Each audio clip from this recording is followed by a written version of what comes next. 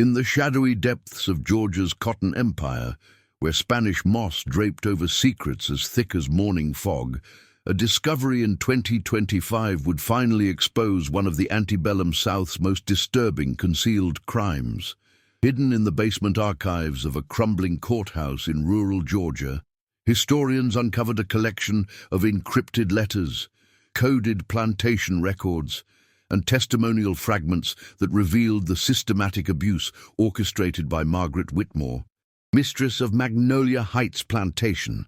The documents, preserved by accident when a fire in 1865 partially destroyed the main records but left the basement untouched, painted a horrifying picture of a woman who used her absolute power over enslaved men as both a weapon of control and personal gratification. Whitmore's methodical pattern, forcing intimate relations with every male slave before selling them to distant plantations, represented not just individual cruelty, but a calculated system designed to break spirits, destroy families, and ensure complete dominance over her human property. What makes this case particularly chilling is how Whitmore's abuse remained hidden for over 180 years, protected by the very legal and social systems that made such exploitation possible. The coded plantation records, written in a cipher that took modern cryptographers months to decode, revealed not only the extent of her crimes, but also how she manipulated local officials and neighboring planters to maintain her secret. The testimonial fragments, found sewn into the lining of an old trunk, contained the voices of enslaved men who had been forced to endure Whitmore's abuse before being sold away. Voices that had been silenced for nearly 2 centuries, but would finally find their way into history, their words transcribed in trembling handwriting by someone who risked everything to preserve their truth, would become the foundation for understanding one of Georgia's darkest chapters. Chapter 1. The Discovery in Room 13. 181 years after Margaret Whitmore's death, her secrets lay buried beneath decades of dust and bureaucratic neglect in the basement of the Sumner County Courthouse. It was March 2025 when county historian Dr. Elena Rodriguez descended into the cramped records room, searching for 19th-century land deeds to settle a property dispute. What she discovered instead would shake Georgia's historical community and force a reckoning with one of the antebellum South's most carefully guarded secrets. Before following this story further, subscribe and hit that notification bell. Here we unearth secrets buried by official history and give voice to what was silenced. The basement held the familiar mustiness of old paper and forgotten time, but room 13 felt different, heavier somehow, as if the air itself carried the weight of concealed truth. Rodriguez had been systematically cataloguing courthouse records when she noticed an inconsistency in the filing system. Files from 1844 to 1847 appeared to be missing from the main collection, but a water-stained card catalogue referenced their existence in auxiliary storage.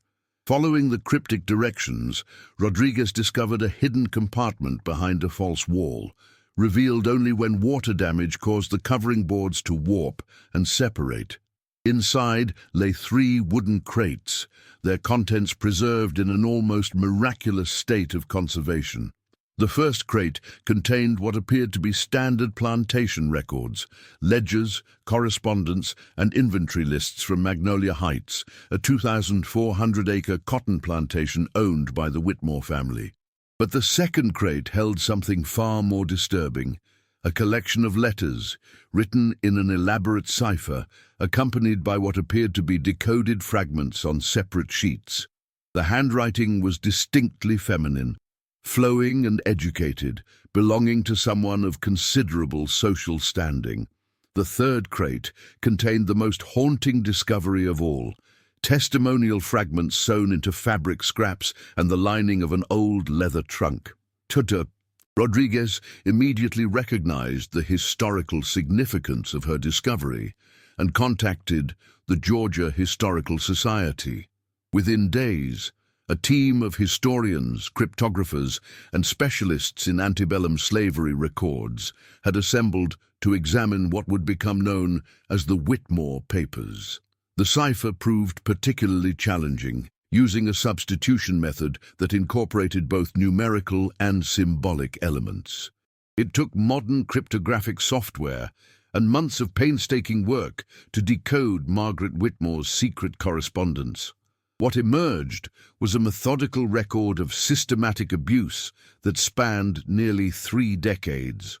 The decoded letters revealed Whitmore's correspondence with slave traders, her detailed planning for what she called private interviews with male slaves, and most chillingly, her instructions for ensuring these men were sold to distant plantations where they could never speak of their experiences.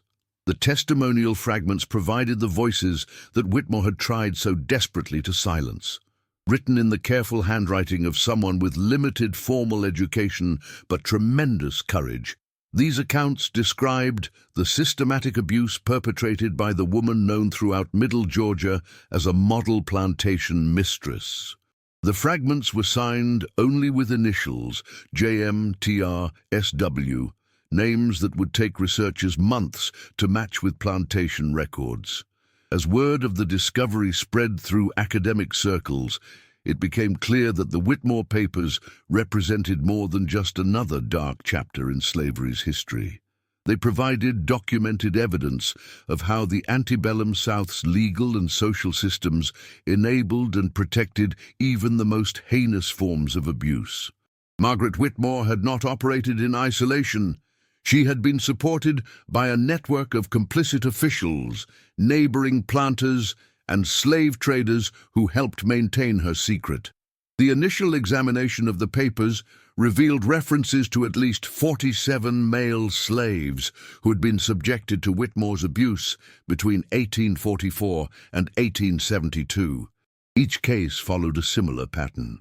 The man would be summoned to the main house under some pretext, subjected to forced intimate relations, and then sold within weeks to traders heading for Alabama, Mississippi, or Texas. The geographic distance was intentional.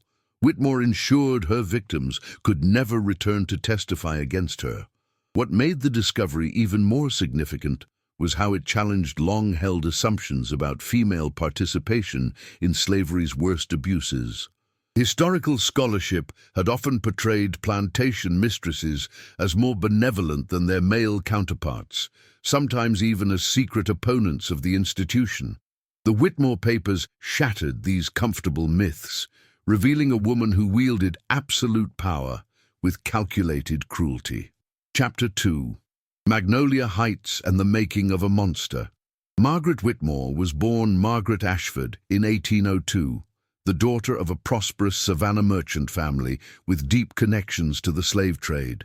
Her father, Thomas Ashford, owned 3 ships that regularly transported enslaved Africans from Charleston to Georgia's coastal plantations, making the family fortune on human misery. From childhood, Margaret witnessed the absolute power that white ownership granted over black bodies, and she learned to see enslaved people not as human beings, but as property to be manipulated and controlled. The Ashford family moved to Middle Georgia in 1819, establishing themselves among the planter elite in what would become Sumner County. Margaret's education, typical for wealthy Southern women of her era, emphasized proper deportment, household management, and the supervision of enslaved domestic workers. But unlike her contemporaries, who often approached these responsibilities with some degree of religious conviction about their Christian duty toward their slaves, Margaret displayed an early fascination with the mechanisms of control and dominance. Her marriage to Colonel James Whitmore in 1823 brought her to Magnolia Heights, a plantation that would become the stage for nearly 3 decades of systematic abuse. James Whitmore was 23 years her senior, a veteran of the War of 1812 who had used his military connections to acquire vast tracts of Georgia cotton land. The plantation encompassed 2,400 acres of prime cotton-growing soil, worked by 127 enslaved men, women, and children. The early years of Margaret's marriage revealed the dynamics that would later enable her crimes. Colonel Whitmore spent extended periods away from the plantation, either in Savannah, conducting business, or in Atlanta, participating in state politics. These absences left Margaret with unprecedented autonomy over plantation operations and over the enslaved population. While many plantation mistresses used such authority to ameliorate the harshest aspects of slavery, Margaret chose a different path. The coded correspondence reveals that Margaret's pattern of abuse began as early as 1825, just 2 years into her marriage. Her early letters describe what she termed experiments in authority, testing the absolute nature of her power over the enslaved men under her control. These initial incidents were sporadic and seemingly random, but by 1830, a clear pattern had emerged. Margaret's method was methodical in its cruelty. She would identify newly acquired male slaves or those who showed signs of independent thinking. Under the pretext of household duties or special assignments, these men would be summoned to the main house. What happened next was documented in Margaret's own words, written in cipher to preserve her secrets while satisfying her apparent need to record her dominance. The testimonial fragments provide glimpses into the terror these encounters created throughout the slave quarters. One fragment attributed to J.M. describes the atmosphere of fear that pervaded Magnolia Heights. When word came that Mrs. wanted to see you special, every man knew what it meant. Some prayed they would be sold before their turn came, others tried to make themselves invisible, but she always got what she wanted. Margaret's abuse was not random sexual violence, but a calculated system of control. By forcing intimate relations with male slaves before selling them away, she achieved multiple objectives. She satisfied her desire for sexual dominance, she terrorized the remaining enslaved population, and she eliminated potential witnesses to her crimes.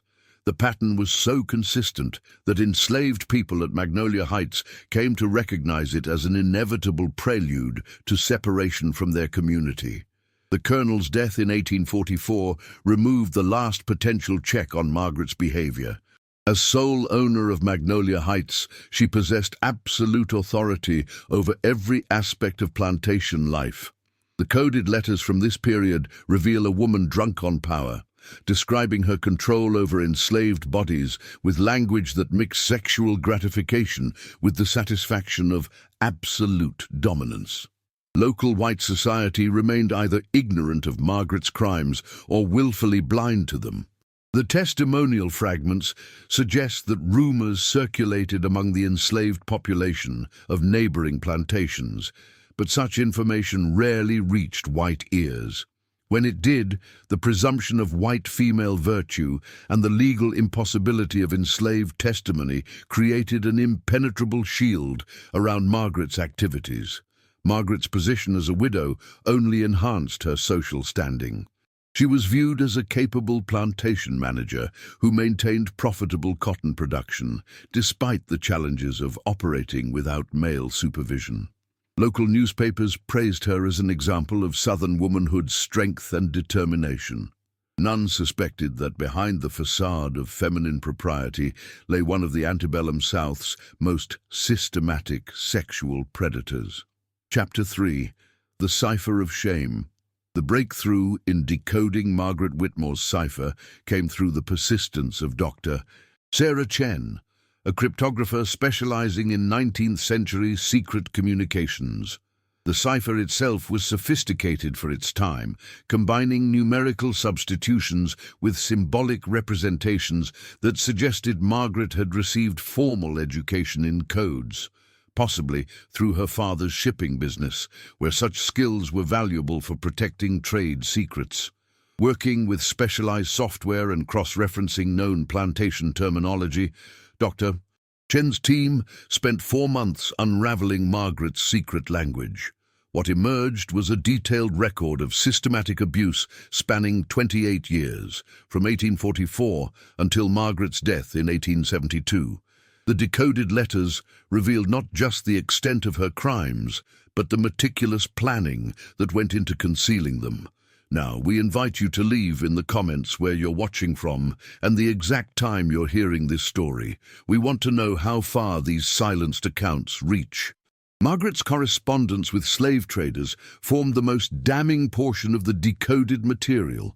Letters addressed to dealers in Augusta, Savannah, and Charleston revealed her specific requirements for the men she planned to sell.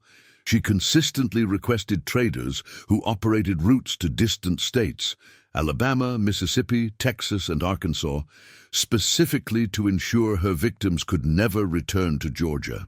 One particularly chilling letter, dated August 1847, demonstrates Margaret's calculated approach. The buck I mentioned in my previous correspondence has been properly prepared for sale. He understands his position completely and will cause no trouble for your buyers. I trust your Alabama contacts will find him suitable for their requirements. As always, discretion regarding his previous location is essential. The coded language concealed brutal reality. Properly prepared referred to Margaret's sexual abuse of the enslaved man, while understands his position meant he had been terrorized into silence. The reference to discretion about his previous location was Margaret's insurance that no questions would be asked about Magnolia Heights. Dr. Chen's analysis revealed that Margaret maintained correspondence with at least 12 different slave trading operations across the southeastern United States. These relationships, built over decades, created a network that enabled her crimes. Traders knew they could count on Margaret for a steady supply of healthy young men, sold at slightly below market rates in exchange for guaranteed transportation to distant markets. The cipher also revealed Margaret's psychological state. Many entries read like diary passages, describing her feelings of power and control. A decoded entry from September 1851 stated, "Today confirmed once again that absolute ownership extends to every aspect of their existence." The fear in his eyes was exquisite. He knew resistance was impossible. "Tomorrow he departs for Mississippi, carrying my mark with him forever." These personal reflections revealed Margaret's motivation extended beyond mere sexual gratification. Her abuse was fundamentally about power, the absolute power of ownership that slavery granted white people over black bodies. By forcing intimate relations before sale, Margaret was asserting the ultimate expression of that ownership. The decoded correspondence also revealed Margaret's awareness of legal vulnerabilities. Several letters reference her consultation with attorneys about laws governing slave testimony and the legal impossibility of enslaved people filing charges against their owners. She understood that Georgia law provided her with virtually complete immunity for anything she did to her human property. Most disturbing were the coded references to other plantation mistresses. Margaret's letters suggest she was not unique in her abuse, mentioning like-minded ladies and shared interests among her social circle. While the cipher does not name these other women, it implies that sexual abuse by plantation mistresses was more widespread than historical records have indicated.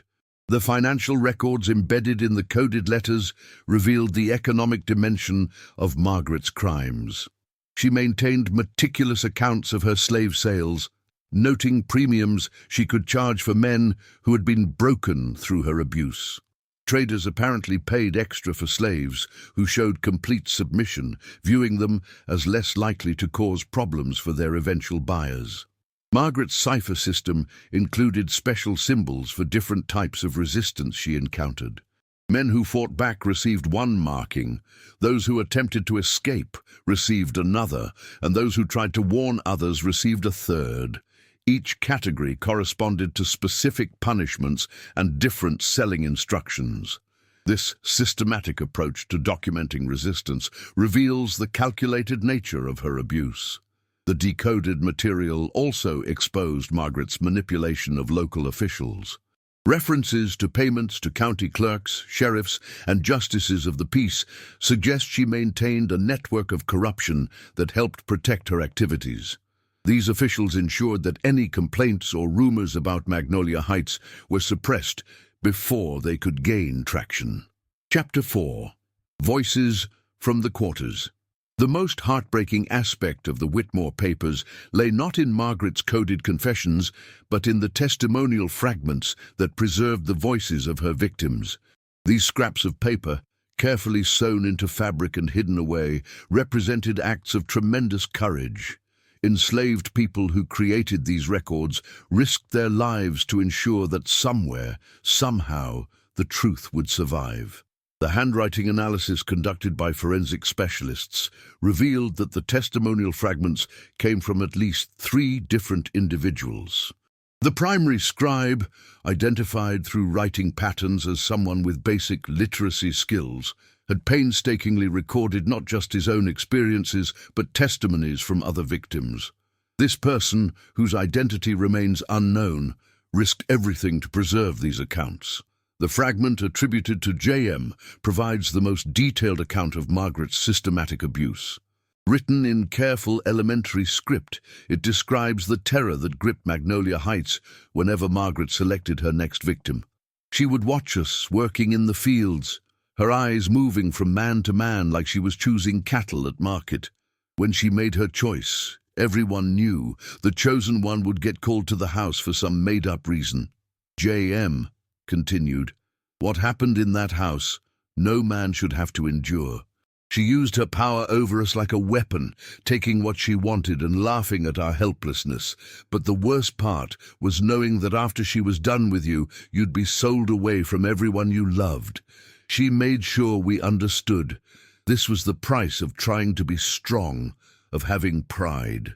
Another fragment, signed T.R., described the psychological warfare Margaret employed. She would tell us we were lucky to receive her attention, that it proved we were valuable. But we all knew it was just another way to break us. She wanted to show us that our bodies, our dignity, everything belonged to her. And the law said she was right. The testimonials revealed how Margaret's abuse affected the entire enslaved community at Magnolia Heights.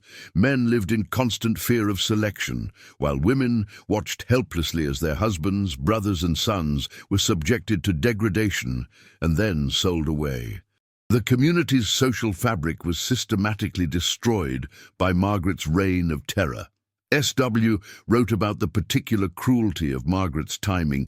She would wait until harvest was done, when we thought we might have some peace.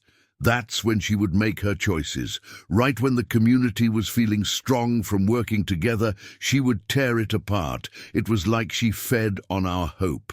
The fragments also documented attempts at resistance. Several testimonies describe men who tried to fight back or escape before their turn came. These attempts were always unsuccessful, and Margaret's punishments were severe. J.M. wrote, "Samuel tried to run when he heard his name called. They brought him back in chains, and what she did to him after that was worse than anything. He was sold to Alabama the next week, but he never was the same."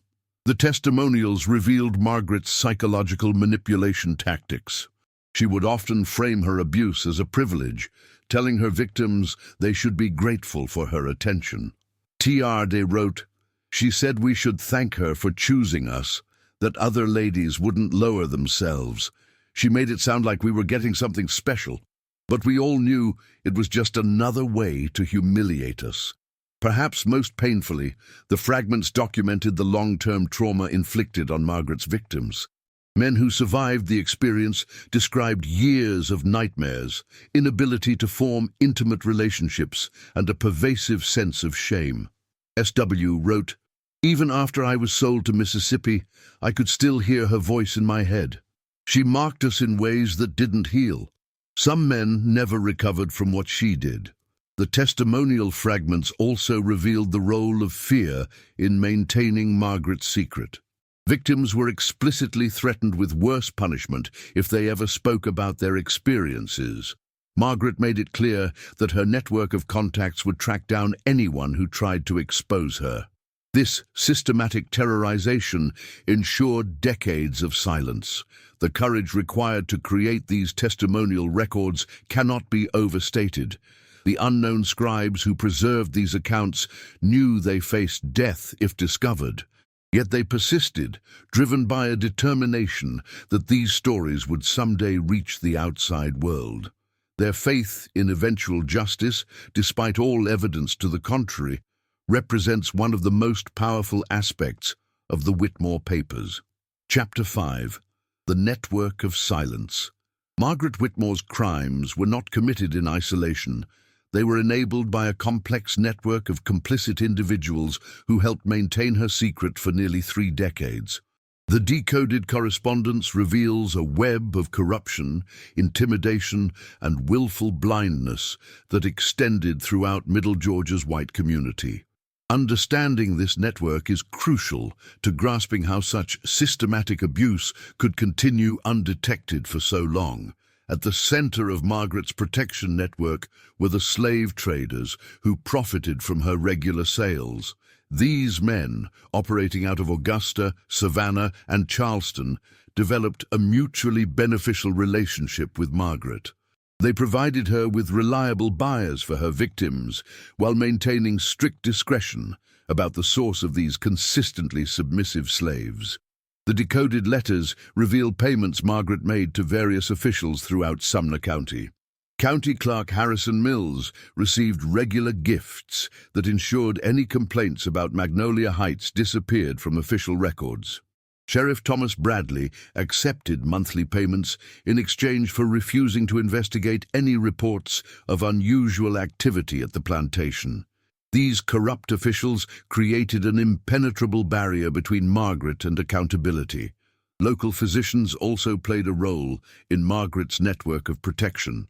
Dr. Edmund Fairchild, who served several plantations in the area, treated injuries that resulted from Margaret's abuse without asking questions. His medical records, discovered among the papers, show frequent visits to Magnolia Heights to treat accidents and disciplinary injuries among male slaves. The pattern was obvious to anyone who cared to look, but Dr. Fairchild chose profitable blindness. The complicity extended to Margaret's social circle among the planter elite. The coded letters reference conversations with other plantation mistresses who shared Margaret's views about the absolute nature of ownership. While these women may not have engaged in identical abuse, they created a social environment where Margaret's actions seemed normalized. Their silence was as valuable to Margaret as any paid protection. Religious leaders provided another layer of protection through their interpretation of Christian duty toward slaves. Reverend Marcus Stone, who served the local Presbyterian church attended by most planters, preached regularly about the biblical justification for slavery. His sermons, excerpted in Margaret's letters, emphasized the complete authority of masters over slaves as divinely ordained. This religious framework provided moral cover for even the most extreme expressions of ownership. The legal system itself was Margaret's ultimate protection. Georgia law prohibited enslaved people from testifying against white people, making it legally impossible for Margaret's victims to seek justice through official channels. Judge William Garrison, who presided over Sumner County Superior Court, dismissed the few reports that reached his attention as impossible slander against a Christian lady. The law was designed to protect slaveholders, and it functioned exactly as intended. Margaret's correspondence reveals her careful cultivation of these protective relationships. She hosted elaborate social gatherings where she strengthened bonds with officials, traders, and fellow planters. These events served multiple purposes. They reinforced her reputation as a respectable plantation mistress while providing opportunities to distribute payments and favors. Margaret understood that maintaining her network required constant attention. The testimonial fragments provide insight into how this network appeared from the perspective of the enslaved community. J.M. wrote, "We knew there was no point in trying to tell anyone. The white folks all protected each other. Even if we could have spoken, who would have believed us against her word? This understanding of their powerlessness was itself a form of control." Margaret's network also included informants within the enslaved community. The coded letters reference payments to certain slaves who reported on conversations and potential resistance among their fellow bondspeople. These informants, desperate to protect themselves and their families, became unwilling participants in Margaret's system of control. The existence of such informants made trust within the slave quarters almost impossible. Transportation infrastructure supported Margaret's crimes by making it easy to move her victims to distant markets. The expanding railroad network in Georgia during the 1840s and 1850s meant that slaves could be quickly transported to buyers in Alabama, Mississippi, or Texas. Wagon routes connected Magnolia Heights to major trading centers, while river transport provided additional options. This infrastructure made Margaret's strategy of geographic separation highly effective. The network's effectiveness was demonstrated by its longevity. For 28 years, Margaret operated with virtual impunity, protected by corruption, legal immunity, and social complicity. Only her death in 1872 ended the systematic abuse, and even then, her crimes remained hidden for another 153 years.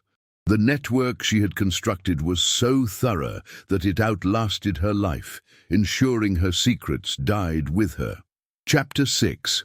The Price of Resistance. The testimonial fragments reveal that resistance to Margaret Whitmore's abuse took many forms, from subtle acts of defiance to desperate attempts at escape. However, each act of resistance met with increasingly severe punishment, as Margaret understood that maintaining her reign of terror required swift and brutal responses to any challenge to her authority. The stories of those who dared to resist illuminate both the courage of the enslaved community and the merciless efficiency of Margaret's system of control. If this story has already gripped you, please leave a like. It helps the story of Margaret's victims reach more people. The most documented case of resistance involved a man identified in the testimonials as Samuel. According to J.M.'s account, Samuel was a field hand who had been at Magnolia Heights for 7 years when Margaret selected him in the summer of 1849. Unlike previous victims who had submitted in terror, Samuel attempted to flee the plantation rather than report to the main house. Samuel's escape attempt lasted 3 days before Margaret's hired trackers brought him back in chains. The coded letters reveal Margaret's fury at this challenge to her authority. She viewed Samuel's resistance not just as disobedience, but as a direct threat to the psychological control she exercised over the entire enslaved community. Her response was calculated to ensure no one would ever attempt such defiance again. The testimonial fragments describe Samuel's punishment in heartbreaking detail. T.R. wrote, "What she did to Samuel went beyond anything we had seen before. She kept him chained in the cellar for a week, visiting him daily to break his spirit. When she finally brought him to the house, he was already broken, but she wasn't finished with him." Margaret's abuse of Samuel lasted for 3 weeks instead of the usual single encounter. The coded letters describe her satisfaction at teaching the consequences of resistance while documenting the systematic destruction of Samuel's will. She forced other male slaves to witness portions of Samuel's degradation, ensuring that his fate would serve as a warning to the entire community. When Samuel was finally sold to Alabama, he was described by witnesses as completely broken. S.W. wrote, "Samuel left Magnolia Heights a different man than the one who tried to run. He never spoke again, never raised his eyes, never showed any sign of the pride that made him resist. Mrs. had killed everything in him that was human."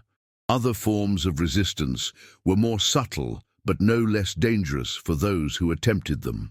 Several testimonial fragments describe men who tried to warn others about Margaret's pattern. These attempts to protect fellow slaves were met with severe punishment when discovered. Margaret's network of informants within the enslaved community made such warnings extremely risky. J.M. described his own attempt to warn a newly arrived slave.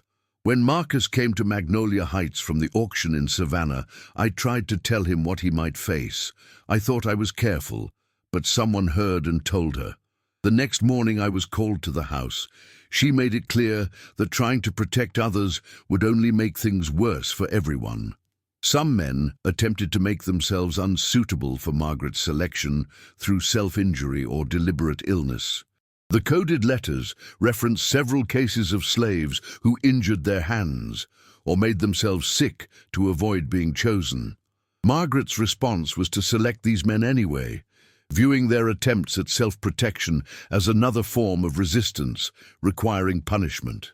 Religious resistance took the form of secret prayer meetings where enslaved people sought divine protection from Margaret's abuse.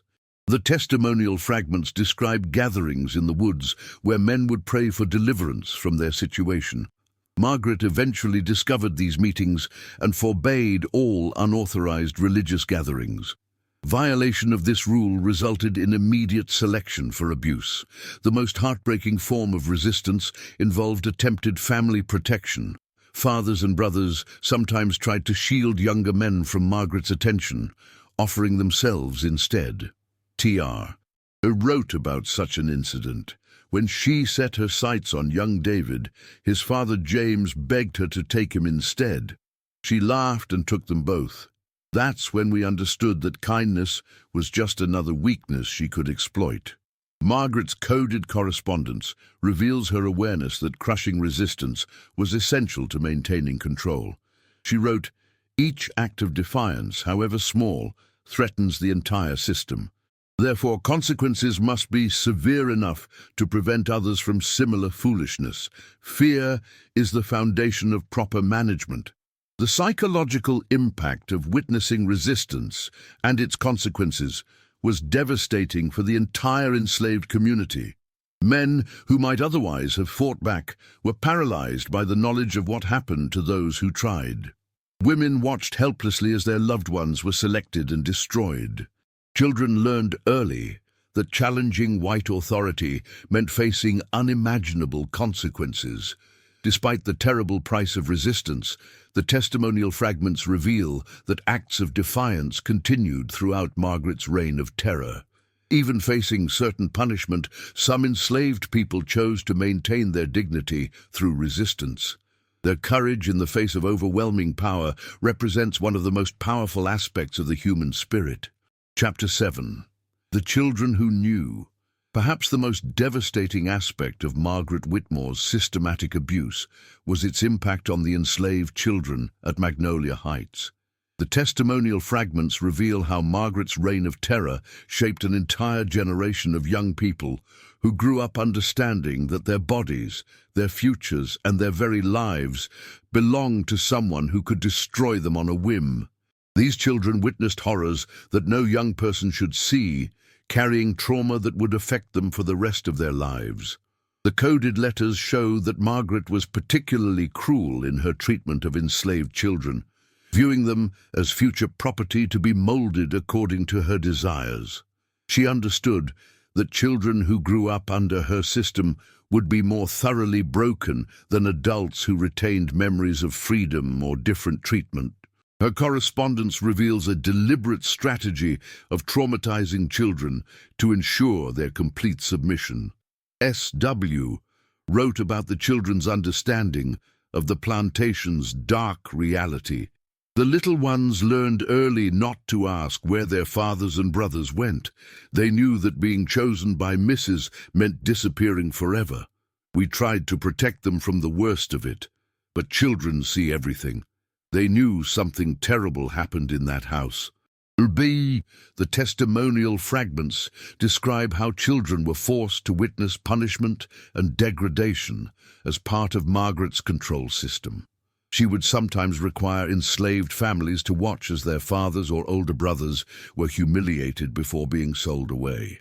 This psychological warfare was designed to break the spirits of the entire community, including its youngest members. Young boys lived in particular terror as they approached adolescence, knowing they would eventually become targets for Margaret's abuse. J.M. described the fear in young men's eyes.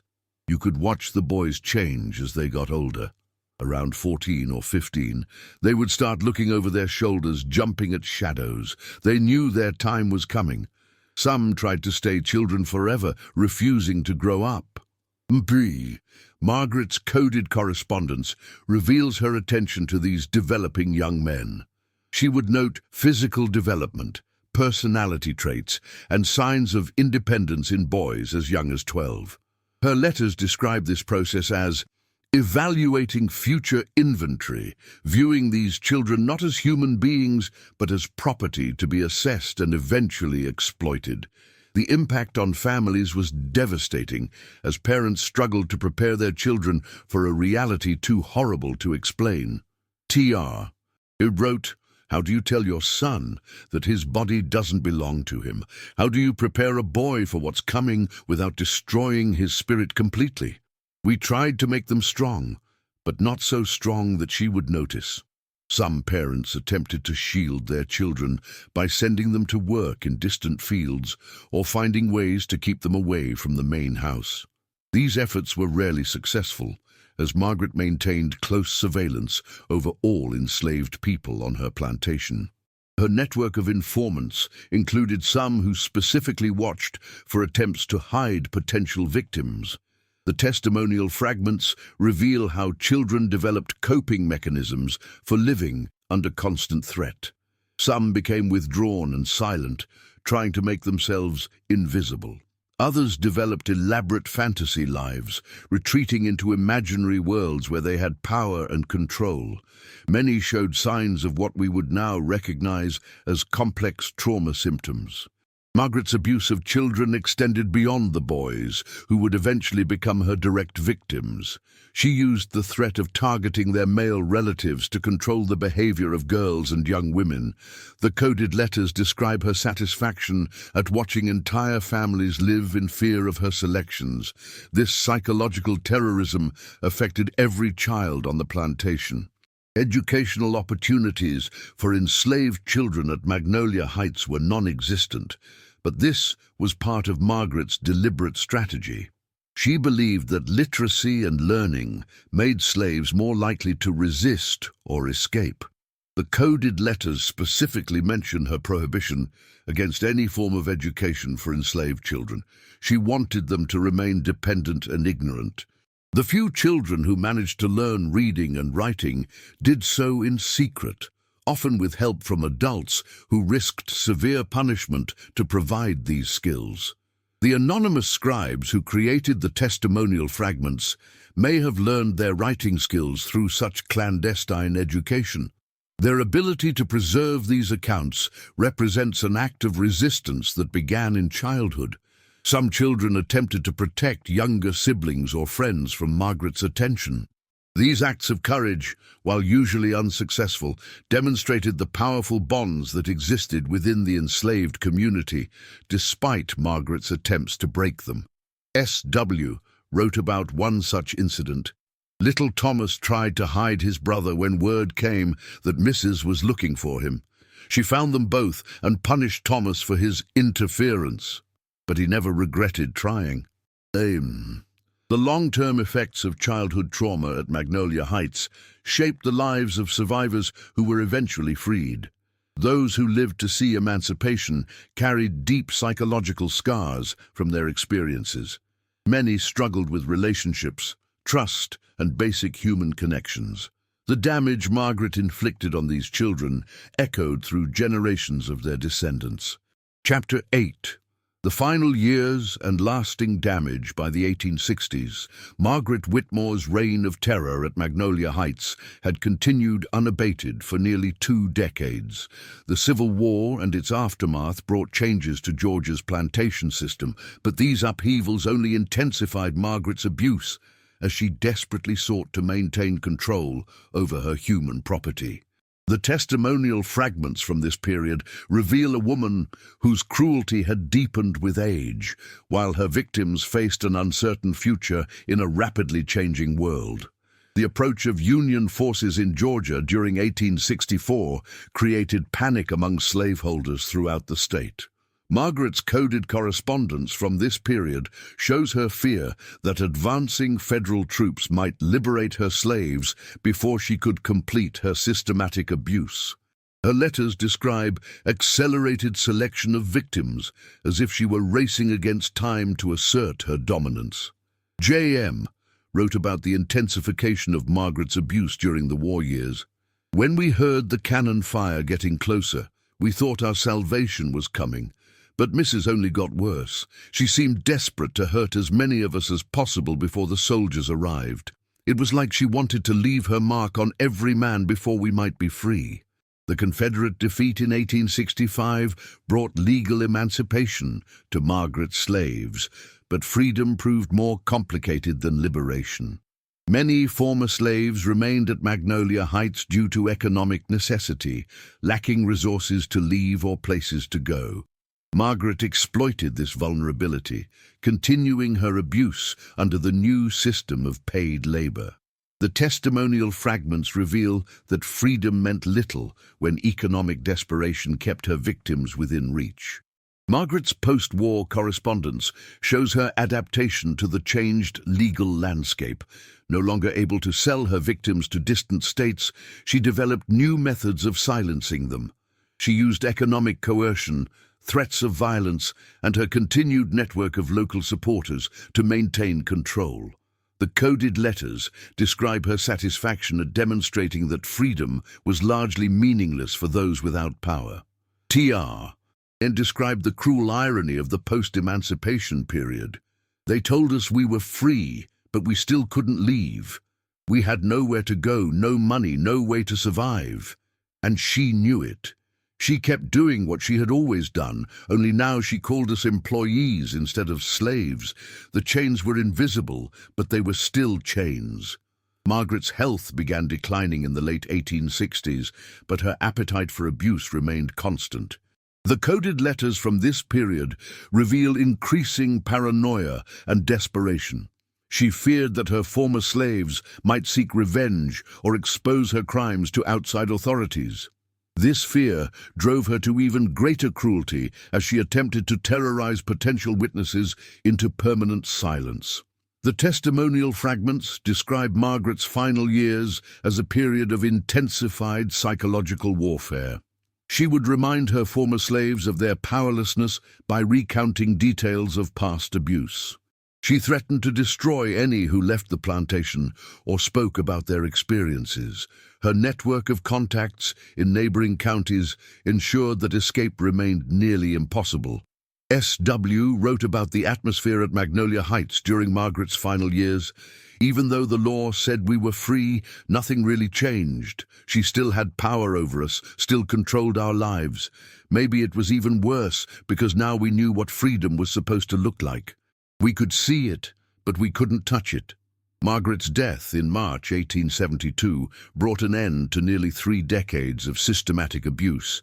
The coded correspondence ends abruptly with her final entries, which reveal a woman consumed by bitterness and rage at the changing world. Her last letters express satisfaction at having maintained proper order despite the chaos of emancipation. She showed no remorse for the lives she had destroyed. The immediate aftermath of Margaret's death brought mixed emotions to her former victims. Relief at her passing was tempered by the realization that their trauma would continue. Many had been so thoroughly broken by decades of abuse that they struggled to imagine life without her domination. The psychological damage she had inflicted would affect survivors for the rest of their lives. The testimonial fragments reveal that some survivors eventually found the courage to leave Magnolia Heights after Margaret's death. However, the trauma they carried made building new lives extremely difficult. Many struggled with relationships, trust, and basic social interactions. The skills they had developed to survive Margaret's abuse were poorly suited for life in freedom. Margaret's estate records, discovered among the papers, reveal the economic dimension of her crimes. Her property was valued at over $200,000 in 1872 currency, much of it derived from the sale of her victims. The profits from her systematic abuse had made her one of the wealthiest women in Middle Georgia. Her wealth, built on human suffering, passed to distant relatives who knew nothing of its true source. The broader community's response to Margaret's death demonstrated the effectiveness of her network of silence. Local newspapers praised her as a devoted plantation mistress who had maintained proper discipline through difficult times. No mention was made of her crimes, which remained hidden for another 153 years. The conspiracy of silence she had constructed outlived her by more than a century. Chapter 9. Breaking the Silence. The discovery of Margaret Whitmore's crimes in 2025 represents more than just the exposure of one woman's systematic abuse. It illuminates the broader mechanisms that enabled such horrors to remain hidden for over a century and a half. The painstaking work of decoding her cipher, analyzing the testimonial fragments, and reconstructing her network of complicity has revealed truths that challenge our understanding of slavery, gender, and the persistence of historical silence. Dr. Elena Rodriguez, whose discovery in the courthouse basement initiated this revelation, reflects on the significance of the Whitmore Papers. These documents force us to confront the reality that the worst aspects of slavery were often hidden behind facades of respectability. Margaret Whitmore was not an aberration. She was the logical extreme of a system that granted absolute power over human beings. Her story survived because someone believed it deserved to survive. The impact of the Whitmore Papers on historical scholarship has been profound. Previous research on plantation mistresses had often portrayed them as more benevolent than their male counterparts, sometimes even as secret opponents of slavery. Margaret's documented cruelty has forced historians to reconsider these assumptions and examine more critically the role of white women in maintaining the institution of slavery. The testimonial fragments have proven particularly valuable for understanding the experiences of enslaved men, a perspective often missing from historical records. These voices, preserved through tremendous courage and risk, provide insight into forms of abuse that were systematically erased from official documentation. Their survival represents an act of resistance that transcended generations. Modern trauma specialists who have studied the Whitmore Papers note parallels between Margaret's systematic abuse and contemporary patterns of sexual violence. Dr. Michelle Stevens, a specialist in historical trauma, observes, Margaret Whitmore's methods, the use of sexual violence as a weapon of control, the systematic destruction of victims' support networks, the manipulation of legal and social systems to ensure impunity. These patterns persist in various forms today. Understanding historical cases like this helps us recognize and address contemporary abuse. The broader implications of the Whitmore case extend beyond academic circles. The discovery has prompted discussions about the inadequacy of traditional historical narratives that focus primarily on male slaveholders. Margaret's story demonstrates that the participation of white women in slavery's worst aspects was more extensive than previously acknowledged. Community responses to the revelation have been mixed. Some residents of modern Sumner County have expressed shock and disbelief, preferring to maintain romanticized views of their antebellum past. Others have embraced the opportunity to confront historical truths and begin processes of acknowledgement and reconciliation. The controversy reflects broader national struggles with confronting slavery's legacy. Efforts to memorialize Margaret's victims have begun, though they face resistance from those who prefer to keep such histories buried. Proposed monuments and educational programs honoring the survivors of Magnolia Heights have generated debate about how communities should address dark chapters in their past. The struggle over memory continues the patterns of silence that protected Margaret's secrets for so long. The anonymous scribes who preserve the testimonial fragments represent heroes whose names may never be known. Their decision to risk everything to document truth represents one of the most powerful forms of resistance against systematic oppression. Dr. Rodriguez notes, these unknown individuals understood that silence is the greatest weapon of oppression. By refusing to let these stories die, they ensured that justice, however delayed, would eventually be possible. The Whitmore Papers also raised troubling questions about what other secrets remain buried in courthouse basements, family archives, and forgotten repositories across the South. Historians estimate that thousands of similar cases may exist, protected by the same systems of silence that concealed Margaret's crimes. The work of uncovering these histories has only begun. Legal scholars have noted that Margaret's crimes, while shocking in their systematic nature, were perfectly legal under the laws of her time. The absolute power granted to slaveholders over their human property created conditions where such abuse was not just possible, but protected. Understanding this legal framework helps explain how such horrors could continue with impunity. The psychological impact of the Whitmore revelations on the descendants of both perpetrators and victims has been significant. Some families have discovered connections to Magnolia Heights that force them to confront difficult truths about their ancestors. Support groups have formed to help individuals process these revelations and their implications for understanding family history. Subscribe to our channel to discover more forbidden and forgotten stories. Thank you for following the case of Margaret Whitmore and Magnolia Heights. We'll see you in the next video.